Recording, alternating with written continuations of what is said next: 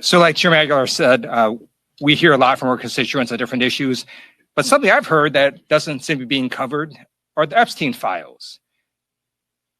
These files were released, and like Donald Trump sort of all over this, right? There are pictures of him with Jeffrey Epstein. He's taken multiple plane flights with Epstein with young girls on board. He is on call logs with Epstein.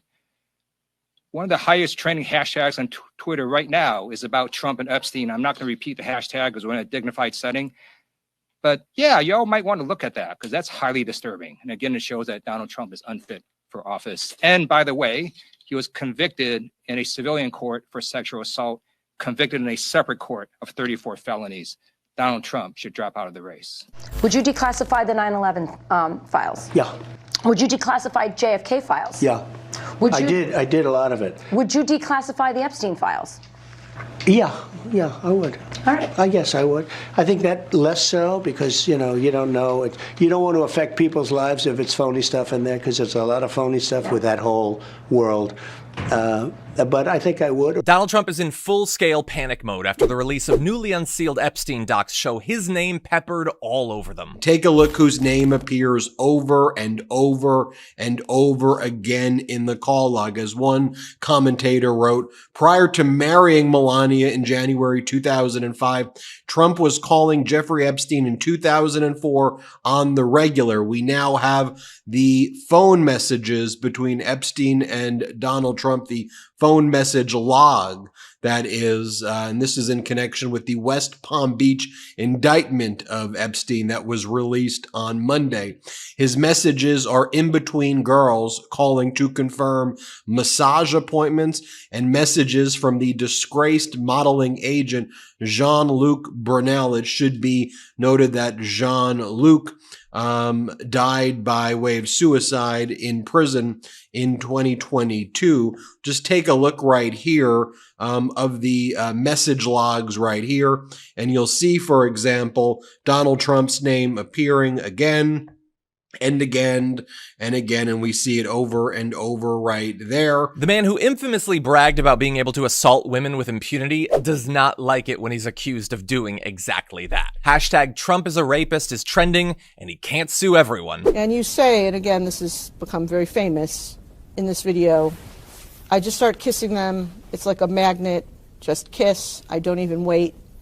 And when you're a star, they let you do it. You can do anything. Grab them by the you can do anything. That's what you said, correct? Well, historically, that's true with stars.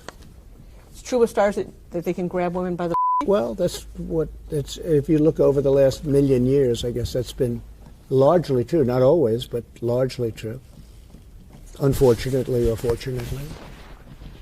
And you consider yourself to be a star? I think you can say that, yeah. And now you said before, a couple of minutes ago, that this was just locker room talk. It's locker room talk. And so does that mean that you didn't really mean it? No, it's locker room talk. I don't know. It's just the way people talk. Every woman lied when they came forward to hurt my campaign. Total fabrication. The events never happened. Never. All of these liars will be sued after the election is over. See, when you say things like that and then you don't follow through, it raises some serious questions about your credibility. But while Republicans are busy accusing trans people of hurting children, they are more than happy to protect and promote people credibly accused of some truly diabolical things. Jim is the voice of the American people who have felt voiceless for far too long. Whether as Judiciary Chair, conservative leader, or representative for his constituents in West Central Ohio, whether on the wrestling mat or in the committee room, Jim Jordan is strategic, scrappy, tough, and principled. He is a mentor, a worker, and above all, he is a fighter.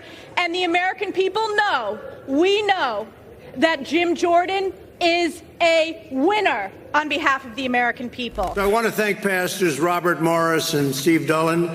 They're great people. Great people with a great reputation, I have to say that. Great reputation. And Gateway Church, the team has been incredible in hosting us. And I'd now like to ask Pastor Morris and Bishop Jackson to lead us in prayer. Robert Morris just resigned from his church following allegations that he sexually abused a child. In a statement to an evangelical news site, Morris said he was involved in an inappropriate sexual behavior with a young lady. Those are his words.